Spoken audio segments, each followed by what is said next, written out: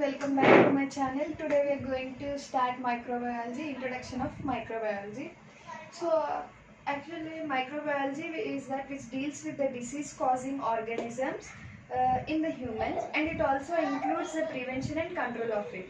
And it is divided into different branches. That is the general microbiology and the immunology and the bacteriology, virology, mycology, parasitology and clinical microbiology. Now let us start with the definition of microbiology. Start with the microorganisms. So what is microbiology? It is nothing but the study of the microorganisms. So let us divide it into microorganisms. Micro means small, organisms means life. So study of the small living organisms is nothing but microbiology.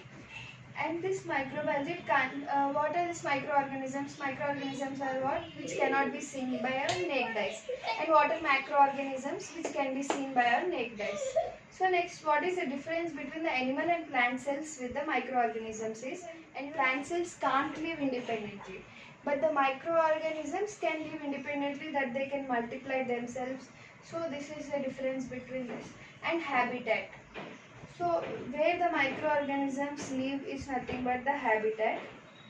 Many of the microorganisms live in soil, food, sewage, lakes, sea, or in on our body, even our skin, mucous tissues, etc. Okay, this is all about just introduction. Now let us see about the main categories under the microorganisms. First we will go into the bacteria. Bacteria is a small, unicellular and prokaryotic. That is, it is very small organism and it is having only one cell, and that is also prokaryotic. Prokaryotic means that one cell in which its nucleus is not surrounded by nuclear membrane. So it is unicellular, small and prokaryotic. Next let us go to fungi.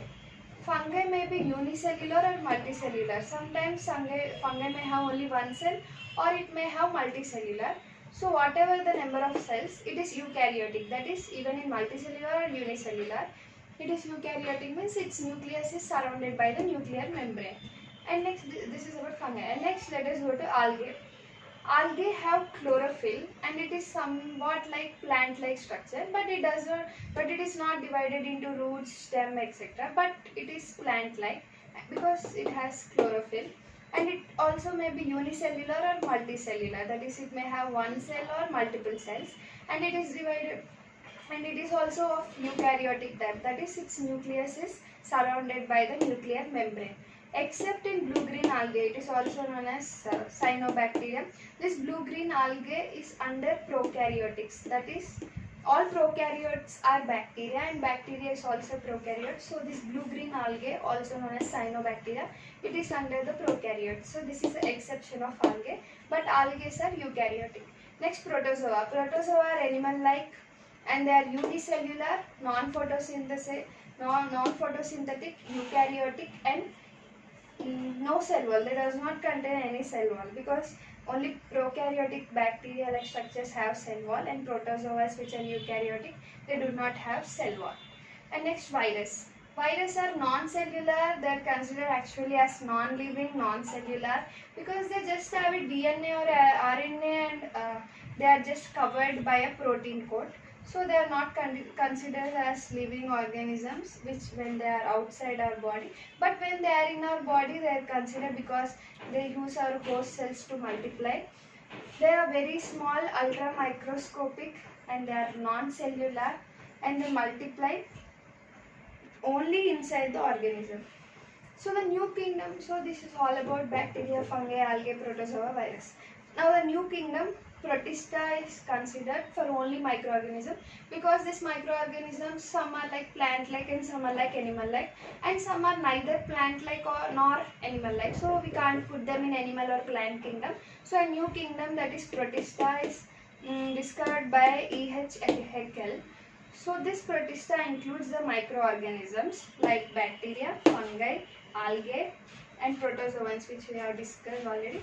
But in this new kingdom Protista, virus is not included because it is non-cellular and non-living organism which we have discussed. So except virus, all the bacteria, fungi, algae and protozoas are included in this new kingdom Protista. This new kingdom Protista is divided into prokaryotes and eukaryotes. Now let us learn about kingdom Protista. There are bacteria, fungi, algae, protozoa. So only bacteria is prokaryotic and remaining that fungi, algae, protozoa belong to eukaryotes. So prokaryotes and let us see comparison between prokaryotes and eukaryotes. Prokaryotes are less than 5 microns and eukaryotes are greater than 5 microns in size. And there is no, as you know, prokaryotes, there is no well developed nucleus. So there is no surrounding nuclear membrane, and there is, you know that within the nucleus there is nucleolus, so there is no nucleolus. But in eukaryotes, as there is well developed nucleus, and there is also surrounding well developed nuclear membrane and also well developed nucleolus. And next, coming to the deoxyribonucleic protein, it is absent in prokaryotes because as there is no proper nucleus, no deoxyribonucleic protein, but deoxyribonucleic protein is present in eukaryotes. And next, the chromosome. Here the chromosome is single circular chromosome. We can see in prokaryotes like bacteria, there is circular chromosome, which is also containing the double-stranded DNA. And here the chromosome, here in eukaryotes, we can see it is linear shaped chromosome, and there are multiple chromosomes. Like even in our humans, we can see multiple chromosomes which are linear in shape. And next, coming to the mitochondria,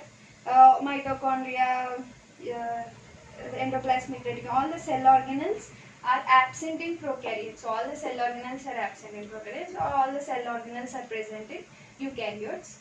And even in prokaryotes, we can see the binary fission. We know bacteria divide by binary fission, but in eukaryotes there is no binary fission. Instead of binary fission, we will see the mitotic division. In case of germ cells, we will see the meiotic divisions. But there is an exception for the fungi. In fungi, the division is by budding. So this is the exception in fungi. And next, we will go to cell organelles are absent and ribosomes. Ribosomes are of 70S type in prokaryotes, that is 30S plus 40S. And the RNA is of polycistronic type.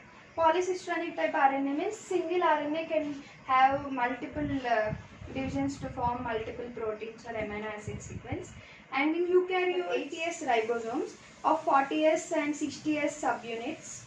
And there are as here is a polycistronic RNA, there is monocistronic RNA, that is specific amino acid is only for specific protein formation.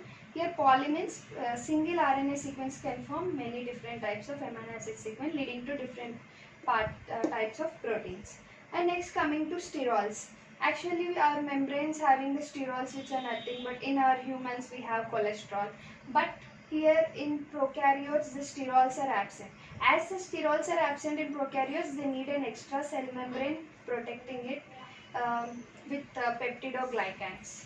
So here sterols are absent in prokaryotes. Exception is mycoplasma. Mycoplasma is the smallest living organism in our world, and this mycoplasma, as it has sterols with it. Usually prokaryotes don't have sterols, but mycoplasma has sterols. As it has sterols, it does not have cell walls. So this is important. And next, coming to here, eukaryotes have sterols. And exception is ergosterol in fungi. And next, going to cell wall.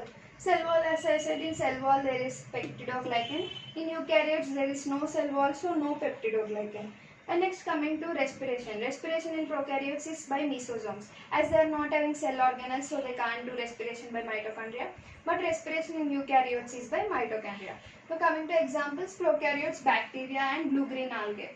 And next, eukaryotes examples are all remaining other than bacteria in the Protista kingdom, that are fungi, algae and protozoa. So this is about the difference of prokaryotes and eukaryotes. Organisms are divided into beneficial and harmful groups. Most of the microorganisms are beneficial.